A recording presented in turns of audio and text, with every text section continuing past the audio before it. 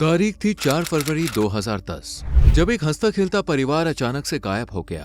Family, friends, रिश्तेदारों ने contact करने की कोशिश की, लेकिन एमसी स्टे से ना तो कांटेक्ट हुआ और ना ही उनसे मुलाकात हुई। पुलिस में रिपोर्ट दर्ज करवाई गई, लेकिन कोई भी सबूत हाथ नहीं लगा। लेकिन एक दिन मैक्सिको के रेगिस्तान में कुछ ऐसा हुआ जिसने सबको हिला कर रख दिया। आखिर क्या मिला रेगिस्तान से? कहाँ गायब हो गई एमसी स्टे फैमिली? इनके साथ क्या हुआ और कौन था इनका दुश्मन? आइए जानने की कोशिश करते हैं। लेकिन वीडियो शुरू करें उससे पहले वीडियो को लाइक करके ज्यादा से ज्यादा शेयर करें और चैनल को सब्सक्राइब करें।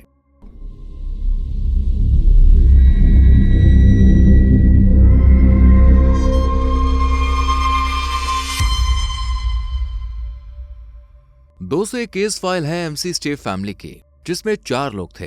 परिवार के मुखिया जोसेफ थे, जिनकी उम्र करीब 40 साल थी। वहीं इनकी वाइफ का नाम समर एमसी जे था, जो 43 साल की थी, और इनके 2 बेटे भी थे, जिनमें बड़ा बेटा जियानी एमसी जे था, जिसकी उम्र 4 साल थी, और छोटा बेटा 3 साल का था, जिसका नाम था जोसेफ जूनियर एमसी जे। ये पूरी फैमिली सर्दन कैलिफोर्निया में रहा करती थी। जोसेफ ना सिर्फ एक अच्छे फादर थे, बल्कि एक अच्छे हस्बैंड भी थे, जो अपनी फैमिली का बहुत अच्छे से ध्यान रखते, अपनी फैमिली के साथ ज्यादा से ज्यादा टाइम स्पेंड करते, और फ्यूचर के लिए भी इन्होंने काफी कुछ सोच रखा था। जोसेफ की पर्सनल लाइफ जितनी अच्छी चल रही थी, प्रोफेशनल लाइफ में भी ये उतने ही सक्सेसफुल थे।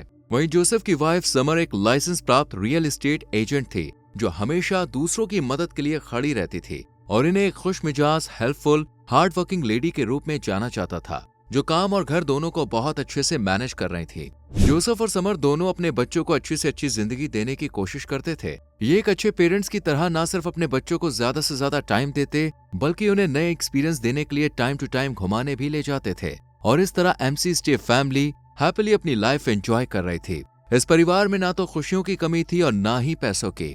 जोसेफ अर्थ इंस्पायर्ड प्रोडक्ट्स बनाने का काम करते थे, like artificial fountains, waterfalls, lakes वगैरह। जोसेफ के बनाए गए आर्टिफिशियल वाटरफॉल्स लोगों को काफी ज्यादा पसंद आने लगे थे, और देखते ही देखते ये बिजनेस अच्छा खासा ग्रो करने लगा था।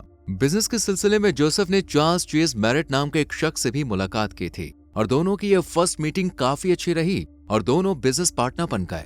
मैरिट के अलावा डैन केवानो नाम के आदमी ने भी जोसेफ के बिजनेस को ज्वाइन कर लिया था, और ये प्रोडक्ट्स को ऑनलाइन बेचने में हेल्प करता था। मैरिट और डैन के सपोर्ट से जोसेफ का बिजनेस और आगे बढ़ गया, और फिर आया 4 फरवरी 2010, जब अचानक से एमसी स्टे फैमिली कहीं गायब हो गई। आस पड़ोस के लोगों को घर में सन्नाटा देख थोड़ी हैरानी हुई, और उन्हें लगा कि शायद एमसी स्टे फैमिली कहीं घूमने गई होगी। इसी बीच जोसेफ के फादर ने भी जोसेफ को कॉल किया, लेकिन कोई रिप्लाई नहीं मिला। हालांकि जोसेफ हमेशा अपनी फैमिली मेंबर्स का फोन तुरंत रिसीव करता था, लेकिन इस बार बहुत देर के बाद भी कॉल बैक नहीं आया। ये देखकर जोसेफ के फादर को भी थोड़ी घबराहट सी होने लगी। जोसेफ के भाई ने अपने फादर से कांटेक्ट किया, और दोनों ने जोसेफ के घर जाकर देखने का फैसला किया।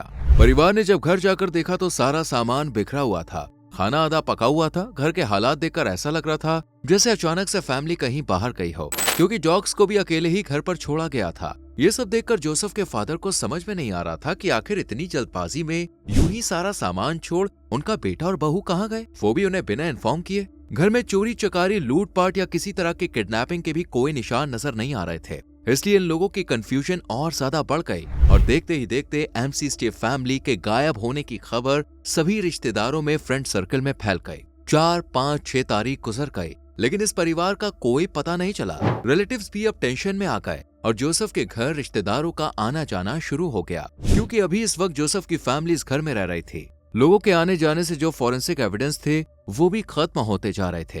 घर की साफ सफाई होने की वजह से पुलिस को जो सबूत मिल सकते थे, उनके मिलने की उम्मीद भी ना के बराबर हो गई, और फिर पुलिस को मिसिंग रिपोर्ट लिखवाई गई। शुरुआत में पुलिस ने इस केस को ज्यादा गंभीरता से नहीं लिया, क्योंकि इन्वेस्टिगेशन करने के दौरान पुलिस ने देखा कि घर में सारा सामान अपनी जगह पर मौजूद है। ना तो किसी तरह की जोर जबरदस्ती के संकेत मिल रहे थे, और न ही चोरी जैसी कोई घटना की उम्मीद दिखाई दे रही थी। इसलिए पुलिस को सब कुछ नॉर्मल लग रहा था। इसलिए घर को एज अ क्राइम सीन भी डिक्लेयर नहीं किया गया, जिससे फॉरेंसिक एविडेंस को कलेक्ट करने का मौका भी पुलिस के हाथ से चला गया, जो कि केस को सुलझाने में काफी मदद कर सकते थे, और बता सकते थे कि आखिर last moment MC stay family के साथ क्या हुआ था। फिंगरप्रिंट, डीएनए, अनयूजुअल एक्टिविटी के साइंस पर ध्यान नहीं दिया गया। इन सब लापरवाही या कहें गलतियों की वजह से पुलिस के लिए जानना मुश्किल हो गया था कि आखिर इस परिवार के साथ हुआ क्या है। लेकिन इसी बीच पुलिस के हाथ कुछ ऐसा लगा जिसने केस का रुख ही बदल दिया।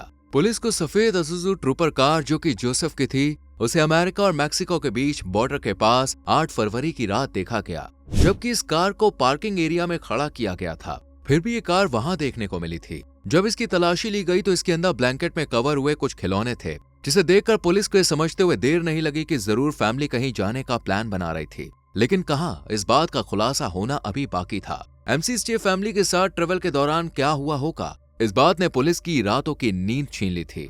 इसलिए मैक्सिकन बॉर्डर एरिया के पास लगे सभी सीसीटीवी फुटेज को खंगाला गया। फुटेज में 2 बच्चे और हस्बैंड वाइफ दिखाई दिए, जो कि एमसी स्टेफ फैमिली की तरह लग रहे थे। ये देखकर पुलिस को लगा कि शायद इस फैमिली ने अपनी मर्जी से देश छोड़ दिया है और जिंदगी की नई शुरुआत करने के लिए ये मैक्सिको शिफ्ट हो गई है। लेकिन जब परिवार और रिलेटिव्स ने इस फुटेज को देखा तो उन्होंने पहचान करते हुए पुलिस को बताया कि ये फैमिली एमसी स्टेफ फैमिली नहीं है और ना ही वो बिना बताए मैक्सिको शिफ्ट हो सकते हैं। ये जानने के बाद अब फिर से पुलिस घूम फिरकर वहीं आ गई थी और इन्हें पता लगाना था कि आखिर परिवार मैक्सिको नहीं गया तो फिर कहाँ गया है। पुलिस के पास फैमिली को ढूंढने के लिए ना तो कोई एविडेंस था और ना ही सीसीटीवी फुटेज पुलिस की हेल्प कर पा रही थी। इसलिए ये केस और ज्यादा कॉम्प्लिकेटेड हो गया था। लेकिन जोसेफ की फैमिली किसी भी तरह अपने बेटे को ढूंढना चाहती थी, इसलिए इन्होंने पुलिस पर जोर बनाए रखा और इन्वेस्टिगेशन जारी रही। दिन, महीने, साल यूं ही बीतते गए, लेकिन एमसी स्टेफ फैमिली का कहीं कोई सुराग नहीं मिला। और फिर आ गया साल 2013। एक दिन एक मोटरसाइकिलिस्ट रेगिस्तान से गुजर रहा था, तभी इसकी नजर जमीन में मौजूद कुछ कंकाल पर पड़ी, जिनकी हड्डियां बिखरी हुई थी। ये रेगिस्तान एमसी स्टेफ फैमिली के घर से करीब 100 मीटर की दूरी पर था। जैसे ही इस शख्स ने कंकालों को देखा तो तुरंत पुलिस को इन्फॉर्म किया और पुलिस भी बिना देरी किए यहाँ पहुँच गई, क्योंकि अभी पुलिस एमसी स्टेफ केस को सॉल्व करने की कोशिश में लगी हुई थी। इसलिए पूरी टीम के साथ मिलकर पुलिस ने इस एरिया को खंगालना शुरू कर दिया और फॉरेंसिक एक्सपर्ट्स की मदद से यहाँ 2 उभरी हुई कब्रों को खोदकर उनकी पहचान की गई। जब इन 2 कब्रों को खोदा गया तो इनमें 4 लोगों के कंकाल मौजूद थे। डेंटल रिकॉर्ड से पता चला कि ये 4 कंकाल एमसी स्टेफ फैमिली के ही हैं, यानी जोसेफ, समर और उनके 2 छोटे बच्चे, जिन्हें मारकर यहाँ दफना दिया गया था। और जिस केस को मिसिंग केस के तौर पर देखा जा रहा था, अब वो एक मर्डर केस के रूप में सामने आ गया था। पुलिस ने जब कब्रों को खोदा तो इसके साथ ही एक और डरावना सच खुलकर सामने आया, जिसमें पुलिस को एक स्लेज हैमर मिला, यानी कि एक भारी भरकम हथौड़ा, जिसे शायद इस फैमिली को मारने के लिए इस्तेमाल किया गया था। जब इन चारों स्केलेटन्स की डीपली जांच हुई तो इनके साथ हुई दिल दहला देने वाली बर्बरता का खुलासा हुआ, जो इन्होंने मरने से पहले झेली थी। जोसेफ और समर के सर पर बुरी तरह से वार किया गया था, इसलिए इनके सर पे काफी गहरी चोट भी आई थी। वहीं जब बच्चों को एनालाइज किया गया तो और ज्यादा शॉकिंग एविडेंस सामने आए, जिनमें पता चला कि बड़े बेटे जियानी पर कम से कम 7 बार वार किया गया था। वहीं छोटे बेटे को भी बेरहमी से मौत की नींद सुला दिया गया था। यानी इस फैमिली का अचानक गायब होना नॉर्मल नहीं था, बल्कि इसके पीछे एक सोची समझी साजिश छुपी हुई थी, जिसके चलते इस हंसते खेलते परिवार को उजाड़ दिया गया। और यहाँ मिले एविडेंस ने ये जानने का मौका दिया कि आखिर उनके साथ लास्ट टाइम पर क्या हुआ था। कौन था वो बेरहम जिसने ना तो जोसेफ और उसकी वाइफ पर रहम किया और ना ही मासूम बच्चों पर। इन सभी पर हथौड़े से वार किया गया था और फिर उस हथौड़े को पास में ही दफना दिया गया था, ताकि इनके शरीर की तरह यह हथौड़ा भी अनजान रहस्य बनकर जमीन के नीचे दफन रहे। लेकिन आखिर इस मास्टर प्लान के पीछे था कौन? किसने इस परिवार को खत्म किया और क्यों?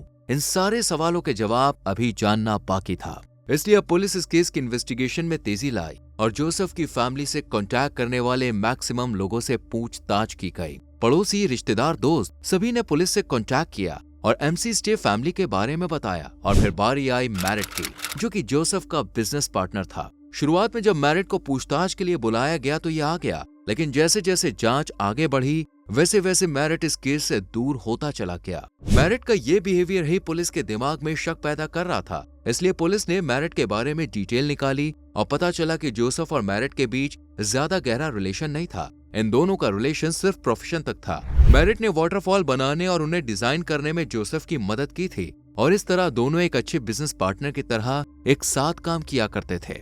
मैरिट का बिहेवियर काफी अजीब था और सबसे ज्यादा परेशान करने वाले थे इसके बयान। दरअसल जब भी मीडिया ने मैरिट से जोसेफ की फैमिली के बारे में पूछताछ की तो मैरिट ने ऐसे जवाब दिए जैसे कि अब वो जिंदा नहीं है, जबकि ये अभी तक ऑफिशियली डिक्लेयर नहीं किया गया था और न ही पुलिस जानती थी कि फैमिली जिंदा है भी या नहीं। लेकिन मैरिट के हर बयान में जोसेफ की फैमिली को डेड दिखाया गया और जब ये बात पुलिस ने नोटिस की तो उन्हें भी कुछ गड़बड़ लगी। इसलिए मैरिट पर न सिर्फ नजर रखी गई बल्कि उसके पास्ट को भी देखा गया जब पुलिस ने जोसेफ के बिजनेस का मुआयना किया तो एक और खुलासा हुआ। पुलिस ने देखा कि जोसेफ जिस दिन से गायब हुआ है उस दिन से ही मैरेट उसके बिजनेस को न सिर्फ कंट्रोल कर रहा है बल्कि उसके बिजनेस के मालिक होने का भी दिखावा कर रहा है। कैश पेमेंट हर चीज पर मैरेट ने अपना हक जमा लिया है। ये देखकर पुलिस को भी लगने लगा कि जरूर एमसी स्टेव फैमिली के गायब होने के पीछे कहीं न कहीं मैरेट का हाथ है और हो सकता है कि पैसों के लालच में ये उसने ही किया हो। जोसेफ के गायब होने के बाद मैरेट के बिहेवियर में पहले से काफी चेंज आ गया था और ये बात बिजनेस से जुड़े हुए लोगों ने भी नोटिस की थी और आखिरकार 7 नवंबर 2014 को पुलिस ने मैरेट को हथकड़ी पहनाकर उसे गिरफ्तार कर लिया और पुलिस स्टेशन ले जाया गया। मैरेट पर जोसेफ, समर, जियानी और जोसेफ जूनियर को मारने का आरोप लगाया गया और मैरेट के खिलाफ कुछ सबूत भी पुलिस के हाथ लग गए थे, जिनको देखते हुए मैरेट को गिरफ्तार कर लिया गया। और जब मैरेट से इस प्लानिंग के बारे में पूछा गया तो सारा सच सामने आ गया और वजह जानकर हर कोई हैरान रह गया। दरअसल मैरेट को जुए की लत थी। वो जितने भी पैसे कमाता था उन्हें जुए में हार जाता था और इस तरह वो लॉस में जाने लगा था। लेकिन इसी बीच उसकी मुलाकात जोसेफ से हुई और जोसेफ ने इसे अपने बिजनेस में शामिल कर अपना बिजनेस पार्टनर बना लिया और मैरेट ने भी खूब मेहनत कर जोसेफ का साथ दिया, उसका बिजनेस ग्रो करने में मदद की। लेकिन उसकी जुए की खराब आदत ने सब कुछ खराब कर दिया। मैरेट जोसेफ की एक बड़ी रकम जुए में हार गया। जोसेफ ने इसे पैसे देने के लिए कहा लेकिन इसकी जेब खाली थी और कहीं से पैसे आने की उम्मीद भी दिखाई नहीं दे रही थी। इस बात को लेकर मैरेट भी बड़ा परेशान था। वो अपनी आर्थिक स्थिति को बेहतर बनाना चाहता था, कर्ज से हमेशा हमेशा के लिए छुटकारा पाना चाहता था। जब मैरेट ने जोसेफ की स्ट्रॉन्ग फाइनेंशियल कंडीशन देखी तो उसे जोसेफ से अच्छा कोई शिकार नहीं दिखा, इसलिए इसने जोसेफ को ही अपना निशाना बनाया और जोसेफ के साथ उसकी फैमिली को भी मार दिया। क्योंकि अगर जोसेफ की फैमिली जिंदा रहती तो वो कभी भी जोसेफ के बिजनेस को हासिल नहीं कर पाता। इसलिए पैसों के लालच में मैरेट ने एक साथ 4 लोगों को मौत के हवाले कर दिया और इसका लालच तब सामने आया जब पुलिस ने जोसेफ के अकाउंट डिटेल्स निकलवाई। पुलिस ने देखा कि जोसेफ के गायब होने के कुछ देर बाद ही मैरेट ने जोसेफ के बिजनेस अकाउंट से खुद के लिए चेक लिखे थे। इसके बाद पुलिस ने मैरेट का फोन भी चेक किया और जब कॉल रिकॉर्ड्स की बारी आई तो केस और ज्यादा सुलझता हुआ नजर आया। जहां जोसेफ की फैमिली को दफनाया गया था उसी एरिया के पास मैरेट की लोकेशन भी नोट की गई थी, यानी जिस वक्त जोसेफ को मारा गया था मैरेट उस वक्त उसी जगह पर मौजूद था। और होता भी क्यों नहीं, आखिर मैरेट ने ही इस घिनौने काम को अंजाम दिया। प्रोसिक्यूशन की मदद से पुलिस ने मैरेट की पहले की और बाद की घटनाओं की जांच की और पुलिस अच्छे से समझ गई कि मैरेट किस तरह का शख्स है। वो पैसों के लिए कुछ भी कर सकता है और इसका सबूत एमसी स्टेव फैमिली की मौत थी, जिन्हें बड़ी बर्बरता से मारा गया था। मुकदमे के दौरान मैरेट के खिलाफ पैसों की तंगी की वजह से एमसी स्टेव फैमिली को खत्म करने का मकसद सामने आया और इसी पर केस की सुनवाई भी हुई। मैरेट ने न सिर्फ अपने लालच के चलते 4 मासूमों की जान ली थी बल्कि जोसेफ के भरोसे को भी बुरी तरह से चकनाचूर कर दिया था। क्राइम लोकेशन पर मिलने वाले कंकाल, डीएनए रिपोर्ट्स और बाकी सबूत मैरेट के खिलाफ ही गवाही दे रहे थे, जिन्हें झुटलाना या उनसे बच निकलना मैरेट के लिए नामुमकिन था। जितने भी सबूत पुलिस ने मैरेट के खिलाफ जमा किए थे वो जोसेफ की फैमिली को इंसाफ दिलवाने के लिए काफी थे, लेकिन फिर भी कोर्ट ने दोनों पक्षों के बयान को सुना। मैरेट को बेगुनाह साबित करने का मौका दिया गया लेकिन कोई फायदा नहीं हुआ, क्योंकि हजारों झूठ पर एक सच भारी होता है। झूठ को छुपाने की कितनी ही कोशिश क्यों न की जाए लेकिन सच सामने आ ही जाता है, जैसे कि जोसेफ और उसके परिवार के साथ हुआ। 4 साल के लंबे इंतजार के बाद आखिरकार सच सामने आ ही गया। कोर्ट ने भी फर्स्ट डिग्री मर्डर के केस में 4 लोगों की मौत का जिम्मेदार मैरेट को ठहराया और इसे मौत की सजा सुनाई गई। इस तरह एमसी स्टेव फैमिली को इंसाफ मिला और मुजरिम को सजा। तो आज के लिए बस इतना ही। आपको ये केस फाइल कैसी लगी कमेंट सेक्शन में जरूर बताएं। वीडियो को लाइक और शेयर करके चैनल को सब्सक्राइब करें, बेल आइकॉन प्रेस करें जिससे आने वाली केस फाइल्स आपसे मिस ना हो। मिलते हैं अगली वीडियो में।